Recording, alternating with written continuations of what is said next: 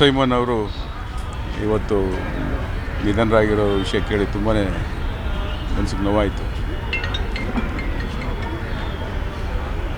ನನ್ನ ಚಿತ್ರರಂಗದ ಇತಿಹಾಸದಲ್ಲಿ ಅಂದರೆ ಫಸ್ಟು ನನಗೆ ಮೇಕಪ್ ಹಾಕ್ಸಿದ್ದೆ ಜೋಸೈಮನ್ ಅವರು.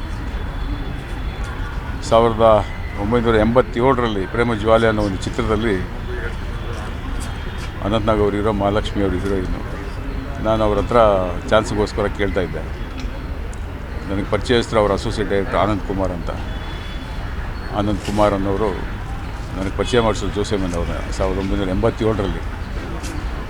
ಆ ಪ್ರೇಮ ಜ್ವಾಲೆ ಅನ್ನೋ ಚಿತ್ರಕ್ಕೆ ನನಗನ್ನು ಒಂದು ವಿಲನ್ ಆಗಿ ಆ ಚಿತ್ರದಲ್ಲಿ ನಾನು ಪಾತ್ರ ಮಾಡಿದ್ದೆ. ಆವತ್ತಿಂದನೂ ನಾನು ಇಲ್ಲಿವರೆಗೂ ನನಗೆ ಅವರು ಫಸ್ಟು ಮೊದಲನೇ ಗುರು ಅಂತ ಹೇಳೋಕ್ಕೆ ಇಷ್ಟಪಡ್ತೀನಿ. ಚಿತ್ರರಂಗದಲ್ಲಿ ನಾನೊಬ್ಬ ಕಲಾವಿದನಾಗಿ ಬಂದು ಮತ್ತೆ ಒಬ್ಬ ನಿರ್ಮಾಪಕನಾಗಿ ನಾನು ಮತ್ತೆ ಇನ್ನೇನೇನಾಗಿದ್ದೀನಿ ಅನ್ನೋದಕ್ಕೆ ಒಂದು ಮೊದಲನೇ ಹೆಜ್ಜೆ ನನಗೆ ಆ ದಾರಿ ತೋರಿಸಿದ್ದೆ ಜೋಸೈಮನ್ ಅವರು. ಅವರ ಸಾಧನೆ ಬಂದು ಕನ್ನಡ ಚಿತ್ರರಂಗಕ್ಕೆ ಅಪಾರ, ಎಲ್ಲರೂ ಗೊತ್ತಿರೋಂಥ ವಿಷಯ.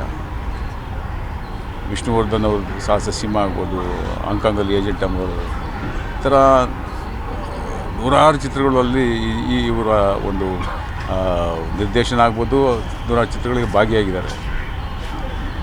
ಈ ಒಂದು ಸಂದರ್ಭದಲ್ಲಿ ಅಂಥ ಒಬ್ಬ ಸಾಧಕರಿಗೆ ಎಂಥ ಒಂದು ಅಂದರೆ ಏನಾರ ಒಂದು ಸಾಧನೆ ಮಾಡಿದ ಮೇಲೆ, ಸಾಧಿಸಿದ ಮೇಲೆ ನನಗೊಂದು ಅವಾರ್ಡ್ ಸಿಗಬೇಕು ಅನ್ನೋ ಒಂದು ಆಸೆ ಇದ್ದೇ ಇರುತ್ತೆ. ತುಂಬ ಪ್ರಯತ್ನಪಟ್ಟರು, ಏನಾದರೂ ನನಗೆ ನನ್ನ ಸಾಧನೆಗೆ ಒಂದು ಅವಾರ್ಡು ಕೊಡ್ತಾರೆ, ನನಗೊಂದು ಗುರುತಿಸ್ತಾರೆ ಅಂತ. ಅದೊಂದು ಅವ್ರ ಜೀವನದಲ್ಲಿ ಆಗಲಿಲ್ಲ. ನಾನು ಈ ಸಂದರ್ಭದಲ್ಲಿ ಕೇಳ್ಕೊಳ್ಳೋದು ಇಷ್ಟೇ ಸಂಬಂಧಪಟ್ಟವ್ರಿಗೆ, ಇಂಥ ಸಾಧಕರು ಇನ್ನೂ ಕನ್ನಡ ಚಿತ್ರರಂಗದಲ್ಲಿ ತುಂಬ ಜನ ಇದ್ದಾರೆ. ಅವರು ಕಾಲವಾಗೋಕ್ಕೆ ಮುಂಚೆ ಅವ್ರನ್ನ ಕರೆಸಿ ಆನರ್ ಮಾಡಿ ದಯವಿಟ್ಟು. ಸರ್ಕಾರ ಆಗ್ಬೋದು, ಚಿತ್ರರಂಗ ಆಗ್ಬೋದು, ಕಲಾವಿದರೇ ಅಂತಲ್ಲ, ತಂತ್ರಜ್ಞರು, ಕನ್ನಡ ಚಿತ್ರರಂಗದಲ್ಲಿ ಈ ಥರ ತುಂಬ ಜನ ಸಾಧಕರಿದ್ದಾರೆ. ಅವ್ರಿಗೆಲ್ಲರಿಗೂ ಈ ಥರ ಯಾವುದೋ ಒಂದು ಅವರಿಗೆ ಒಂದು ಪ್ರಶಸ್ತಿ ಸಿಗುವಂಥ ಒಂದು ಕಾರ್ಯ ಮಾಡಿದಾಗ ಅವರು ಸಾಧನೆಗೆ ಒಂದು ನ್ಯಾಯ ಸಲ್ಲಿಸ್ದಂಗೆ ಆಗುತ್ತೆ. ಈ ಸಂದರ್ಭದಲ್ಲಿ ಜೋಸೈಮನ್ ಅವರು ಎಂಥ ಸಾವು ನೋಡಿ. ಪ್ರತಿಯೊಬ್ಬ ಮನುಷ್ಯನಿಗೂ ಸಾವಿದ್ದೇ ಇರುತ್ತೆ. ಚಿತ್ರರಂಗದ ವಿಷಯ ಮಾತಾಡ್ತಾ ಚೇಂಬರಲ್ಲಿ, ಫಿಲ್ಮ್ ಚೇಂಬರ್ ಆಫ್ ಕಾಮರ್ಸಲ್ಲಿ, ನಮ್ಮ ವಾಣಿಜ್ಯ ಮಂಡಳಿಯಲ್ಲಿ ನಿಂತು ತಂತ್ರಜ್ಞರ ಬಗ್ಗೆ, ಕಲಾವಿದರ ಬಗ್ಗೆ ತಿಂಗಳಿಗೆ 2,000 ರೂಪಾಯಿ ಅಟ್ಲೀಸ್ಟ್ ಮೆಡಿಸಿನ್ ಕೊಡಿ ಅನ್ನೋ ಒಂದು ಬೇಡಿಕೆಯನ್ನು ಇಟ್ಟು, ಮತ್ತು ಕನ್ನಡ ಚಿತ್ರರಂಗದ ಏಳಿಗೆಗೋಸ್ಕರ ಸಾಕಷ್ಟು ಮಾತಾಡಿದ್ದಾರೆ. ಕನ್ನಡ ಚಿತ್ರರಂಗದ ಬೆಳವಣಿಗೆಗೋಸ್ಕರ ಸಾಕಷ್ಟು ಮಾತಾಡಿದ್ದಾರೆ. ಈ ಒಂದು ಸಾವು ಯಾವುದೇ ಅವಾರ್ಡ್ಗಿಂತ ಕಮ್ಮಿ ಅಲ್ಲ.